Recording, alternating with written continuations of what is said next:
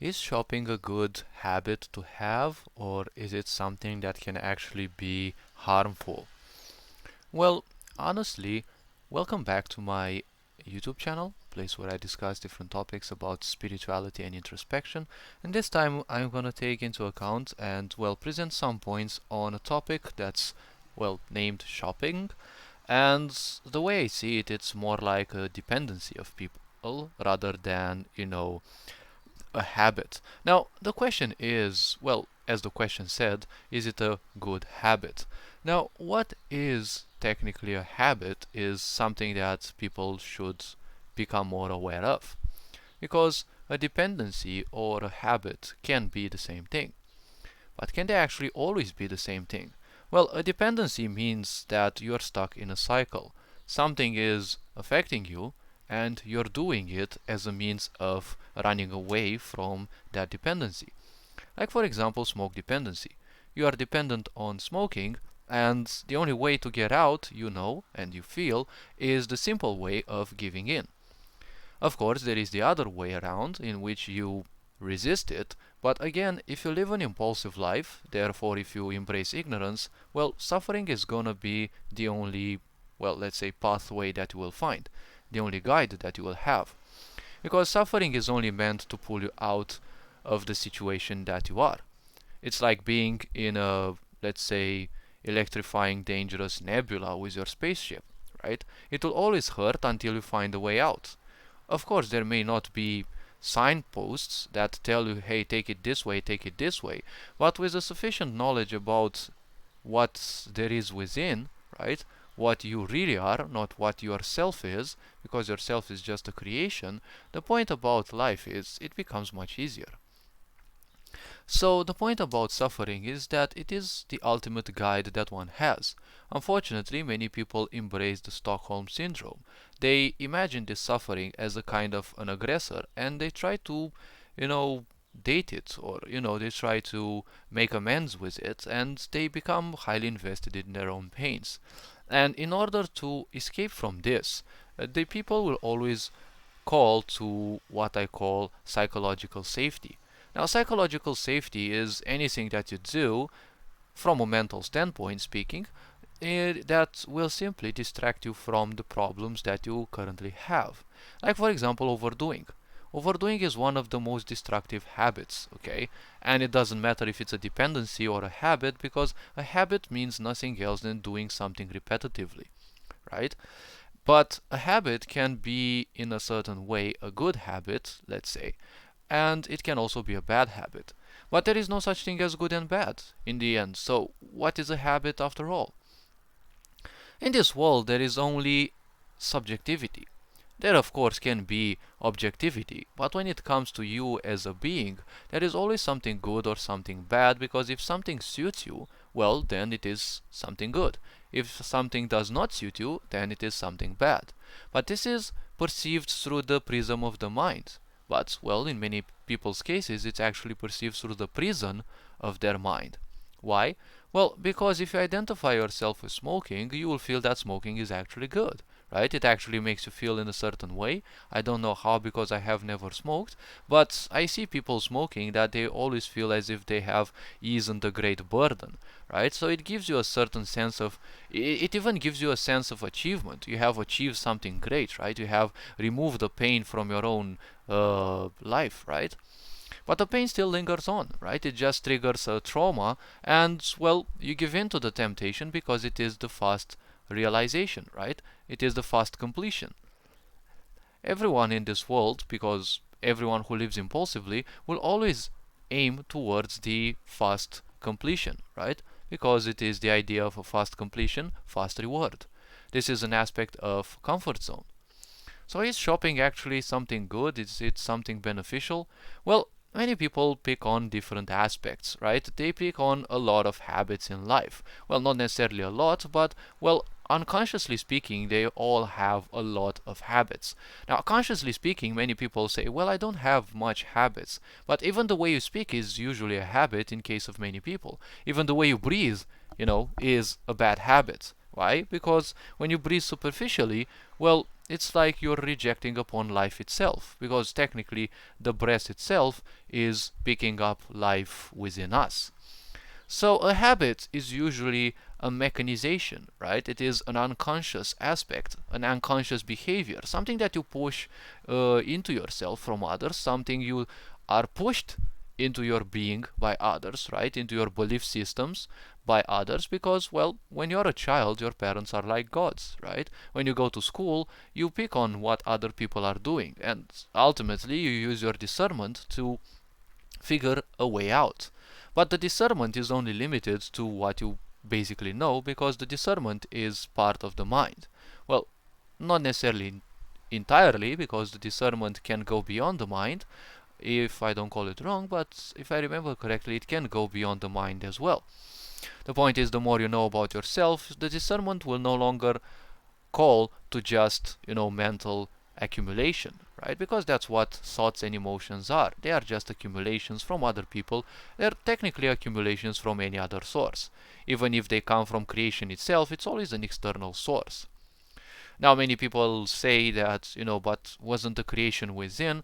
Well, the creation is not within you, because once you get the impression that creation is within you, you might get stuck in that stupid idea that the creation is only within you and not within other people.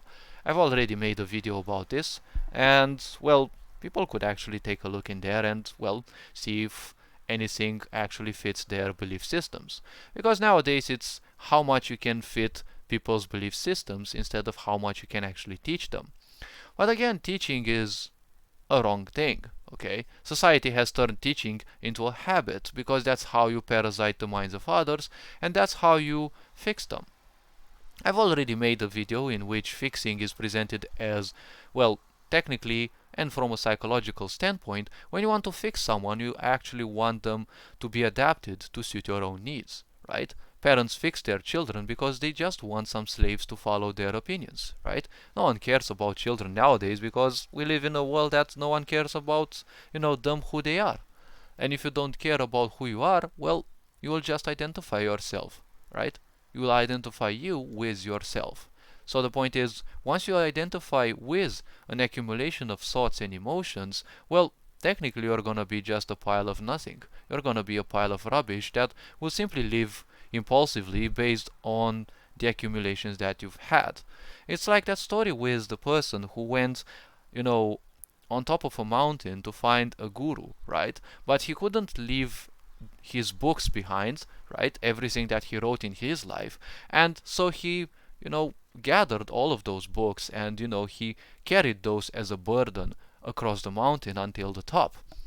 The guru simply let them stay there with them. But the point was, he told the person that, you have been carrying burdens and luggage that doesn't suit you, right? But the person wouldn't give up the books because they were his lifetime work, right? So he was definitely attached to those, piles of accumulations, because everything he wrote in those books came from an external source. During that night, when he went to his own room, the guy kind of started feeling cold, because, well, in the top of the mountain you can't expect it to be a sauna. So, as it became colder and colder, the point was he kind of needed to light up a fire. So what he did was burn one of his books, and then another one. And slowly and surely, this also takes into account the idea of a fire bath. If you stay close sufficiently to a fire, but it has to be a certain amount of fire, the point is it cleanses certain things in the aura. So at the same time, he also felt relieved from, the things that he had accumulated, and the attachments, some of the attachments that he had. Because you don't teach people in this world. Teaching is a way of fixing, because there are so many of these fuckers, right, who just, they are pissed off that other people are not like them. And what they want is not to teach you, or, well, they want to teach you, which aka means fixing you, because, well, they want you to be like them. You can't be any way else than them. You have to be like them, because that's how you suit their own needs, that's how you suit their own, egotistical desires, right? And their insecurities, because ultimately insecurities mean a lot of suffering. And if you also suffer alongside them, well, suffering loves company, so they will feel a bit better.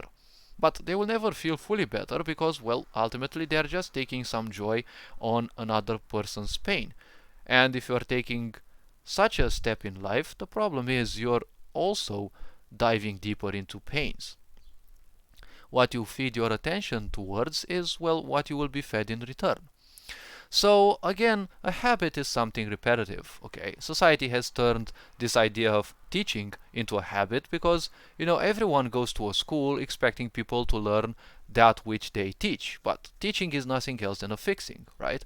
The schooling system that we have today was designed by society in around the 18th century when the Industrial Revolution began, and afterwards, because a whole mass of people, right, the ignorant folks, had to be taught, or technically said adapted, to suit the new technological requirements. You had a huge need for people to mine the resources, and you also had a need for people to transport the resources, and you also had a need for a huge amount of people to sort those resources and, combine them and create the tools that you needed in order to feed the, well, mechanical world that was going to be built, right? And, of course, through all this, you needed to create a system that simply adapts people to such a, more modern view, right? And then the corporatist world was slowly and surely designed, and the point was that, the corporatist world is kind of the same thing. You're always going to be taught certain things because the ultimate aspect is that you are adapted in such a way to suit other people's needs. Well, that's technically the purpose of a job, which kind of resumes itself to just over broke, right? J-O-B, just over broke. It doesn't matter how much money it gives you. It can give you all the money in the world. You're always going to be one step away from being broke. Because even if it pays you a lot, you're always on the verge of losing it. Because if someone doesn't like your mug, right, you're no longer going to be a brick in the wall. And, well, if you're disposed of, you no longer have that money. So you're going to have to go to the fuss of, picking up another job. And that money will, well, without any other income source, that money will only last for a certain time. So a habit is something that usually is destructive, right? Everything that is repetitive is by default destructive to the brain. There is a reason why, for example, the position of a salesperson, right, in a supermarket, right, the one who takes the products and puts them on the, that band, that's where the products flow till, the counter, through the counter, and they're price checked.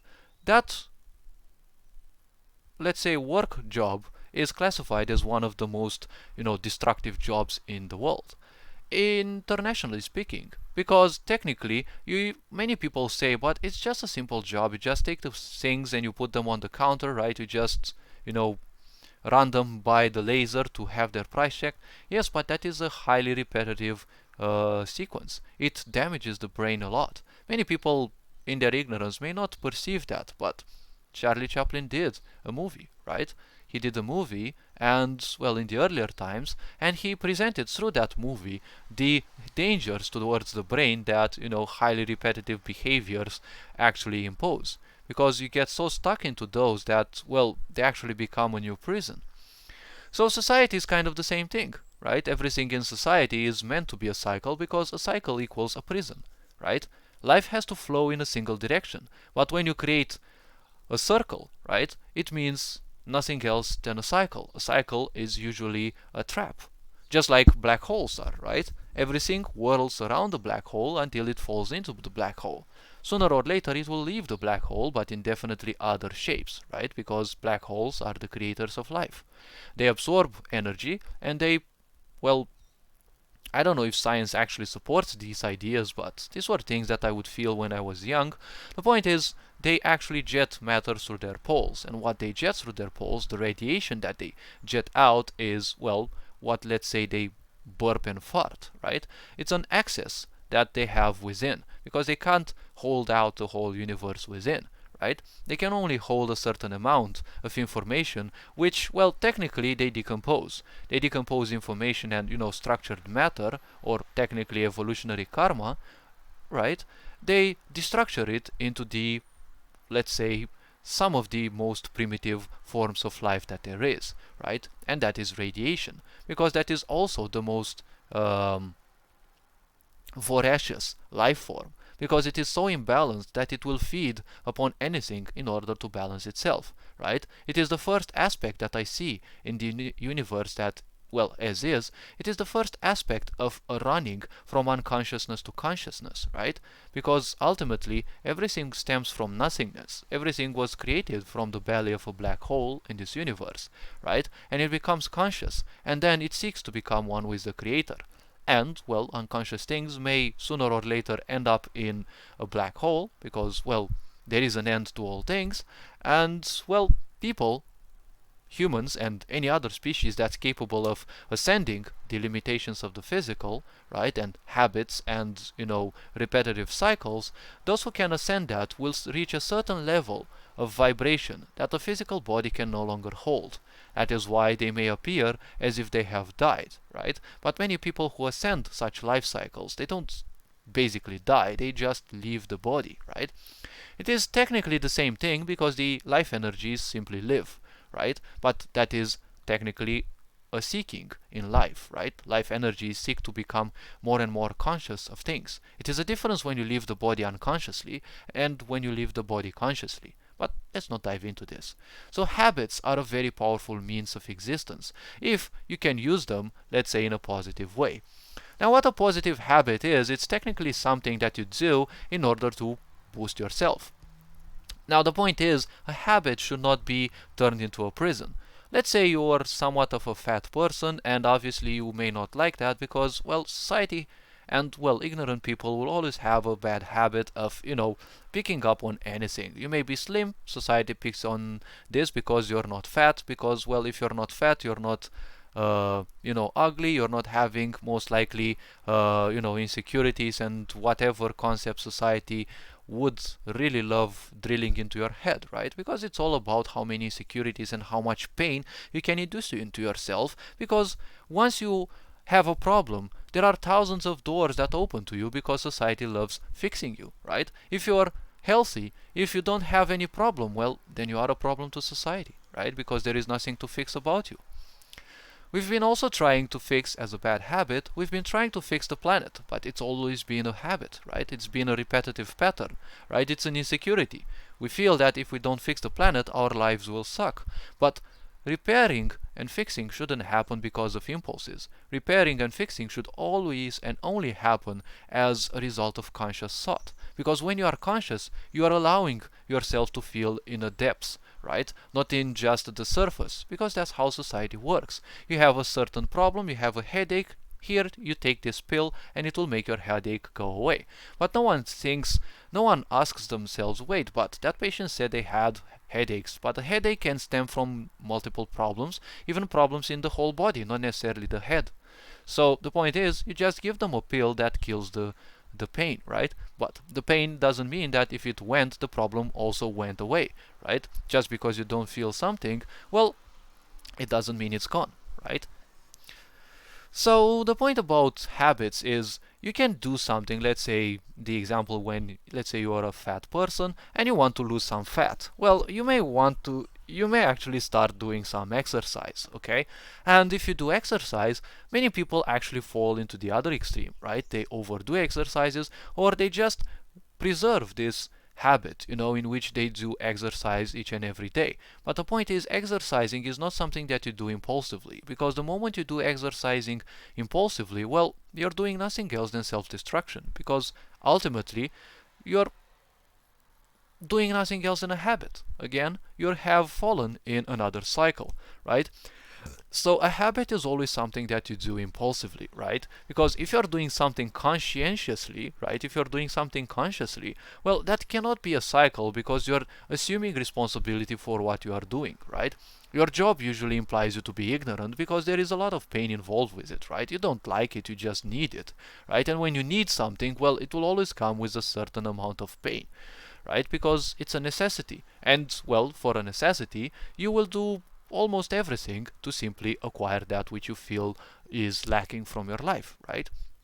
So lack, again, is an insecurity, which insecurities usually trigger habits, because you need something to you know, put you need to do something to distract yourself from, the problem, right? And shopping is one of the best things because think about it. It is a very potent aspect, right? You're taught to live in a world where you barely live from day to day. So it's only a prison in your own mind. You don't have the money to buy all the things that are put there in the supermarkets, right? But women, especially who love shopping, they always fantasize about things, right? Women always fantasize about things. They're probably not as vocal as men when it comes to fantasies, right? But they are very fantasistic. And fantasies, again, can be a bad habit because if you allow the mind to take control over you, it becomes a very harsh master, right?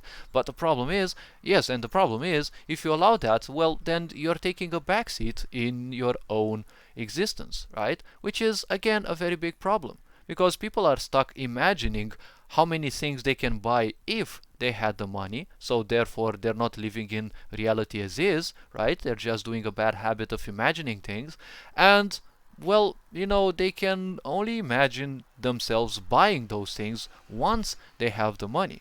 But the problem is they're not doing anything to earn, extra money, right? To have different strings of income, right? So all they do is just imagine things and wish they would do things, but they don't do anything about it, right?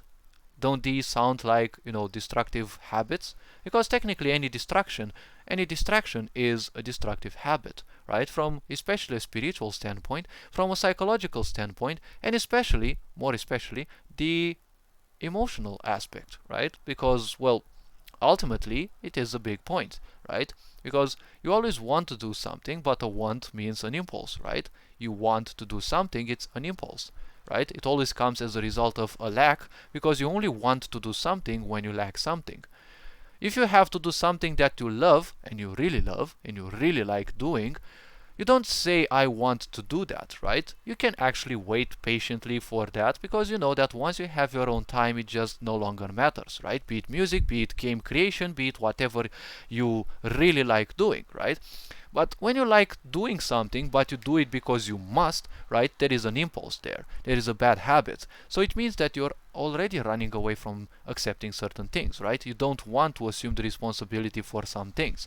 So again, that can be a little problematic, right? Because, well, ultimately what happens is people aren't courageous enough to assume responsibility for so many things in their life. So they will always call to so many of these little distractions, right? And, well, those distractions can range from whatever domain to another, and ultimately, well, shopping is a very good way because consumerism tells you to be ignorant. You have everything at your disposal, everything you have to do is just slavor your life and, well, work your ass out for a bit of money that's barely gonna, fill your, let's say, bodily desires, and then, well, ultimately, all the adverts have the effect of doing nothing else than feeding your imagination, right? You always see those people having those things, right? Because you also imagine yourself having those things, which most likely you will never have, or you will have to sacrifice a lot. But the question is, you see, all these things in society just promote ignorance because no one asks themselves, do I really need those things? Because if you spend your money on things that you don't need, well, you will have to sacrifice the things that you need in order to, acquire those that you don't need, right? Because money, once it's spent on something, it no longer can be spent on anything else, right? Money is just one directional. You have 10 banknotes, if you spend 4 of them, they're not coming back, right? The same banknotes are not coming back. They will come back with the next string of income, yes, but that which was spent already belongs to the past, right? So they cannot be spent on anything else, right? If you get a refund, yes, but a refund means that you also have to give back the object in most of the situations, unless it comes as a compensation, right?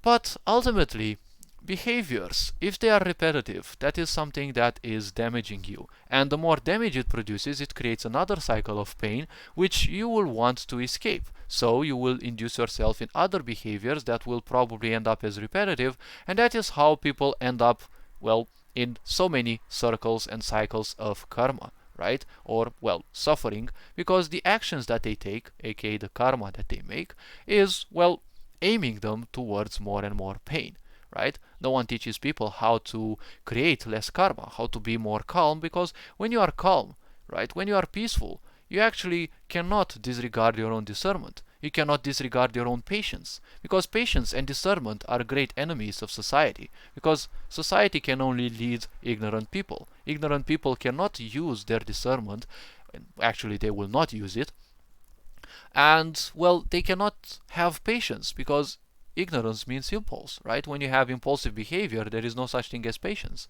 That is why in consumerism, so many people react instantly because they are ignorant, so therefore they react instantly. I want that, right? So all this being said, hopefully this video was informative enough, was introspective enough. While I didn't cover much about shopping itself, the point was shopping was only used as well, an indirect example. Because what I wanted to talk is again about habits and how destructive they can be. So all this being said, hopefully you enjoyed the video. Take care of yourselves, you are appreciated. Ferencan Power signing out.